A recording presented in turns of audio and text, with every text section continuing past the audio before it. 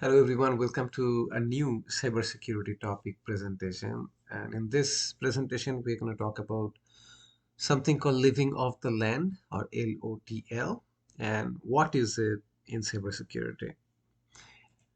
So the topics we'll be covering: what is living off the land, some examples, and some example of common tools that the bad guys would use, and we will call them LOTL, living off the land.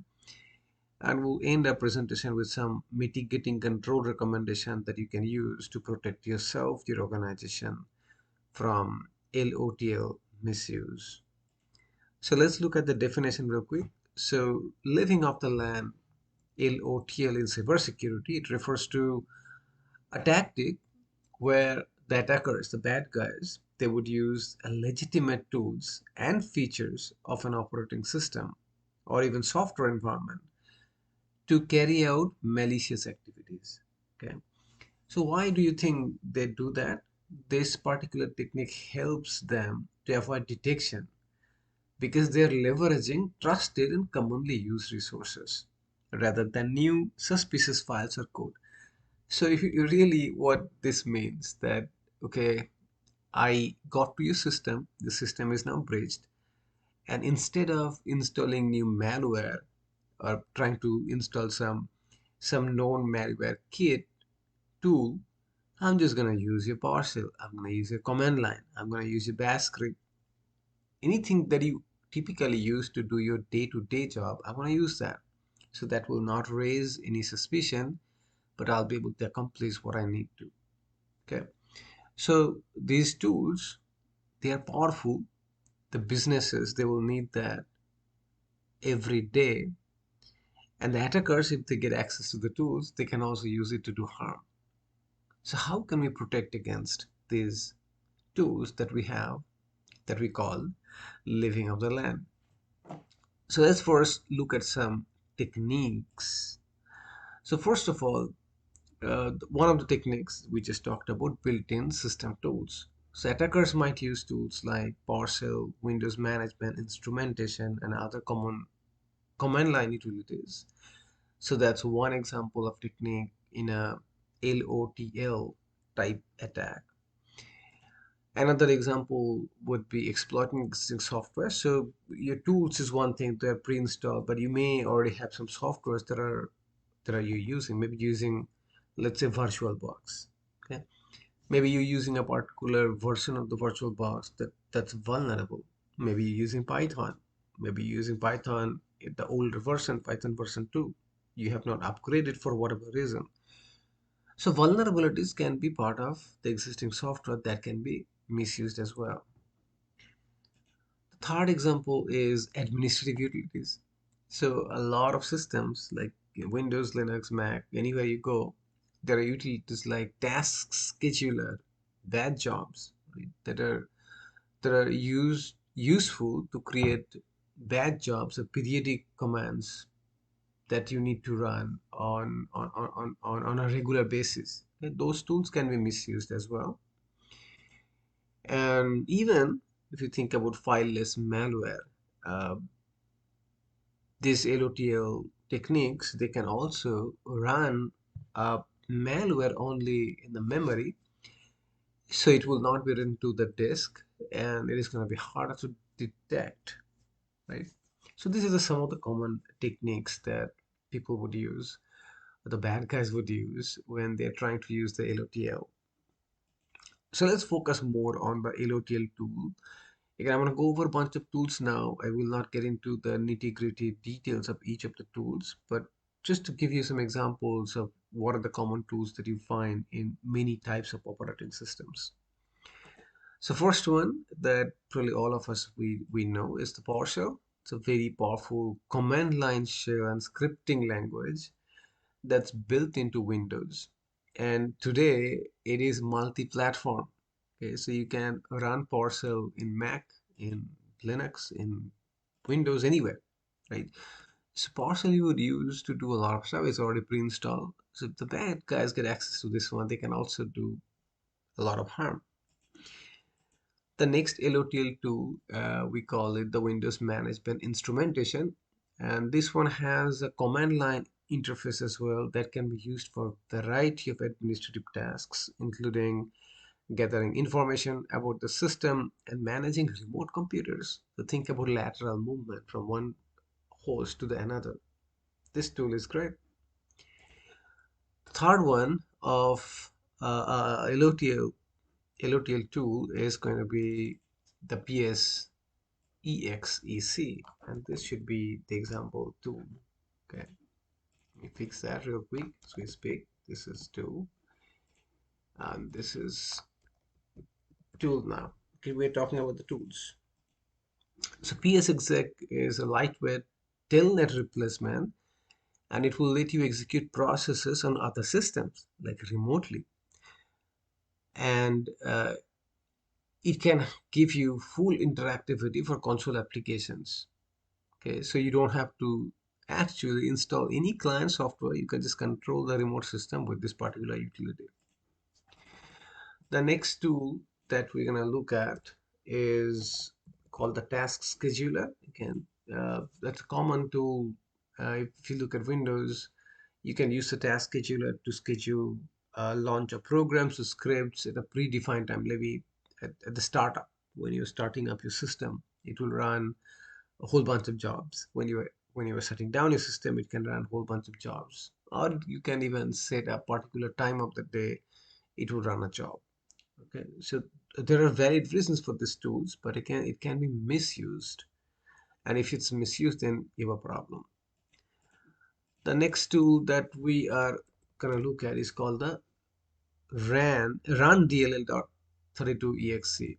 So this one is also a Windows utility, and you can use this to run code that is stored in DLLs, and DLL simply means dynamically linked library.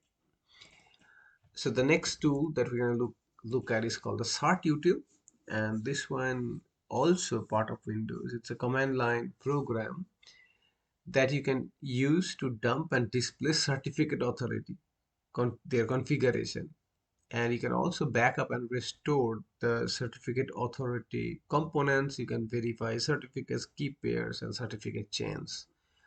Again, another utility that you can use to decode, encode files.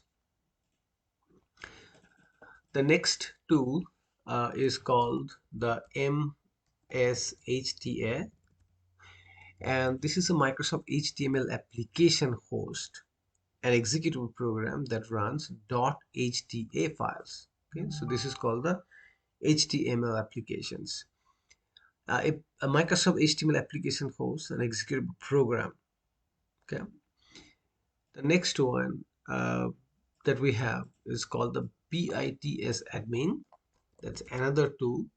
It's also a command line tool that you can use to create, download, or upload jobs and monitor their progress. The next one, now we are moving to more remote. So NetSH is a command line scripting utility that will allow you to remotely display, modify network configuration of a system. Okay. We have a Rage SVR32. That's another one. So this one also a command line tool that you can use to register and unregister DLLs and activate controls in Windows registry. I have another one, CertRec. This is like the cert util. You can use this tool to manage certificates, certificate request, and the response to certificate requests. Make that a tool. The next tool that we have here as an example is very powerful and very common in a Linux environment. It's called netcat. You can either type netcat, the full netcat, or in short you can just type nc in a Linux command prompt and to bring up the tool. It's a network utility for reading from and writing to network connections. You can easily open up ports, you can listen to connections. Very powerful. The next tool that we have, we all use, is the command line in Windows. It's just cmd.exe, and you can use this to run command and execute scripts. The last one I want to talk about is called the SCH task. It's a task scheduler, right? This is also a command line tool that can be used to create, delete, query, change, run, and end scheduled task on a local or remote computer. So, what do you understand from these tools? Again, I didn't get into the nitty-gritty details of these tools. So, land of the land LOTL. Okay, these tools that we have, these tools, land of the land tools, they are tools and utilities. They are not inherently malicious, right? So we need them to do our day-to-day jobs. And most administrators, they're using it every day for legitimate purposes. But their power, how you use it, and the intent can be abused by some attackers. And they can carry out various types of malicious activities, and it will look like you are doing day-to-day operations. It will look like normal system conditions. If you don't have very sophisticated level of monitoring for this kind of tools, it's going to be very hard for you to detect, okay? Because they're not using any malware. They're using legitimate tools that we call the land of the land, law of the land, okay? So how do you protect against these tools and their misuse? So you can still do few things. So you can think about technical defense. So definitely, no matter what, you should always have an endpoint detection and response EDR. You should deploy like in Windows. Just think about your Windows Defender. You should look at the behavioral analytics. What the users are doing. Do you have a tool that can monitor for unusual pattern and behaviors, even of these tools, what they're doing? Application whitelisting is something else you can do. You can implement application whitelisting just to make sure that only approved applications and scripts can run on the network. Definitely, you should follow administrative privilege restriction or least privilege principle. So that will ensure even some of these tools are accessed by different users, they cannot run these tools because they won't have necessary permissions. Disable unused features in your operating system and tools, so you reduce your attack surface. You can try something called PowerShell constrained language mode. In this mode, you limit the capabilities of PowerShell to a subset of language features. So not everything is available. Again, you are aligning yourself with the least privilege principle. You can also use something called script block logging. You can enable that PowerShell script block logging to capture detailed information about scripts executed on systems. That's going to give you more details about what people are trying to execute. You can also use App Locker or Windows Defender Application Control, WDSE. So with this, you can control which applications and scripts are allowed to run on your system. And finally, you can also use network segmentation as a general security principle, so you can limit and contain the attack within a network.